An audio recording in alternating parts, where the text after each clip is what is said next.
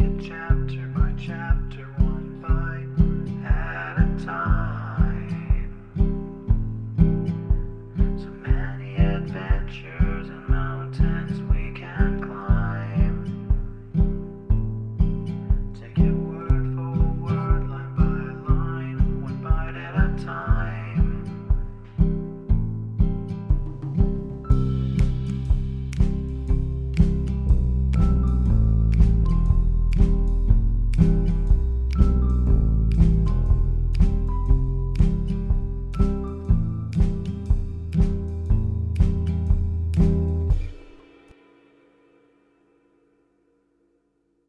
Welcome to Bite at a Time Books, where we read you your favorite classics one bite at a time. My name is Bree Carlile, and I love to read, and wanted to share my passion with listeners like you. If you want to know what's coming next and vote on upcoming books, sign up for our newsletter at biteatatimebooks.com. You'll also find our new t-shirts in the shop, including podcast shirts and quote shirts from your favorite classic novels. Be sure to follow my show on your favorite podcast platform so you get all the new episodes. You can find most of our links in the show notes, but also our website, biteatatimebooks.com, includes all of the links for our show, including to our Patreon to support the show, and YouTube, where we have special behind the narration of the episodes. We're part of the Bite at a Time Books Productions Network. If you'd also like to hear what inspired your favorite classic authors to write their novels, and what was going on in the world at the time, check out the Bite at a Time Books Behind the Story podcast, wherever you listen to podcasts.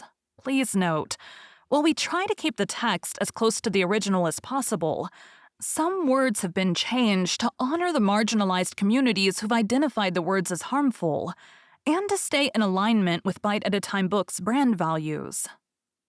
Today we'll be continuing Les Miserables by Victor Hugo. Chapter 8. Faith, Law. A few words more. We blame the church when she is saturated with intrigues. We despise the spiritual, which is harsh toward the temporal. But we everywhere honor the thoughtful man. We salute the man who kneels. A faith. This is a necessity for man. Woe to him who believes nothing. One is not unoccupied because one is absorbed. There is visible labor and invisible labor. To contemplate is to labor. To think is to act. Folded arms toil. Clasped hands work. A gaze fixed on heaven is work. Thales remained motionless for 4 years. He founded philosophy. In our opinion, Cenobites are not lazy men, and recluses are not idlers. To meditate on the shadow is a serious thing. Without invalidating anything that we have just said, we believe that a perpetual memory of the tomb is proper for the living. On this point, the priest and the philosopher agree. We must die. The Abbé de la Trappe replies to Horace, to mingle with one's life a certain presence of the sepulchre. This is the law of the sage, and it is the law of the ascetic. In this respect, the ascetic and the sage converge. There is a material growth. We admit it. There is a moral grandeur. We hold to that. Thoughtless and vivacious spirits say, what is the good of those motionless figures on the side of mystery? What purpose do they serve? What do they do? Alas, in the presence of the darkness which environs us, and which awaits us in our ignorance of what the immense dispersion will make of us, we reply, there is probably no work more divine than that performed by these souls. And we add, there is probably no work which is more useful. There certainly must be some who pray constantly for those who never pray at all. In our opinion, the whole question lies in the amount of thought that is mingled with prayer. Leibniz praying is grand. Voltaire adoring is fine. Deo erexit Voltaire. We are for religion as against religions. We are of the number who believe in the wretchedness of orisons, in the sublimity of prayer.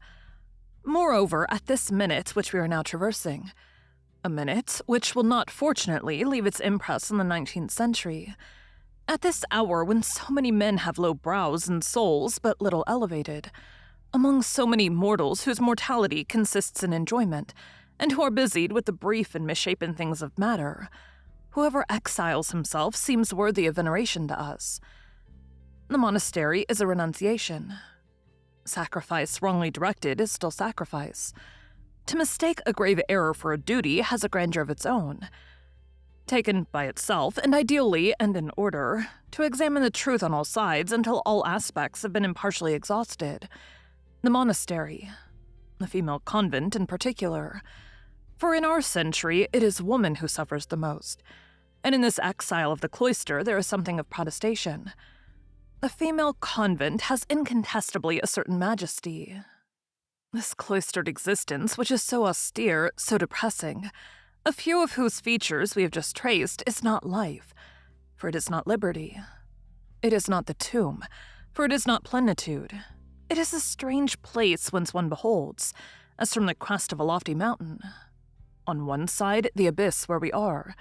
On the other, the abyss whither we shall go. It is the narrow and misty frontier separating two worlds, illuminated and obscured by both at the same time, where the ray of life which has become enfeebled is mingled with the vague ray of death. It is the half-obscurity of the tomb.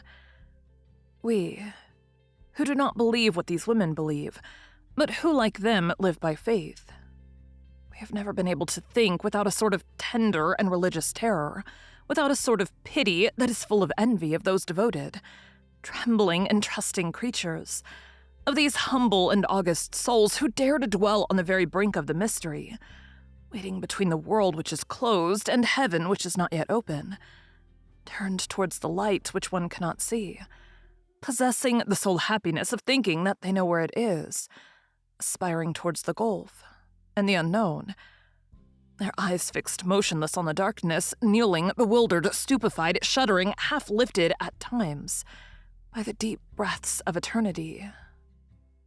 Thank you for joining Bite at a Time Books today, while we read a bite of one of your favorite classics. Again, my name is Bree Carlile, and I hope you come back tomorrow for the next bite of Les Miserables. Don't forget to sign up for our newsletter at biteatatimebooks.com and check out the shop. You can check out the show notes or our website, biteatatimebooks.com, for the rest of the links for our show. We'd love to hear from you on social media as well.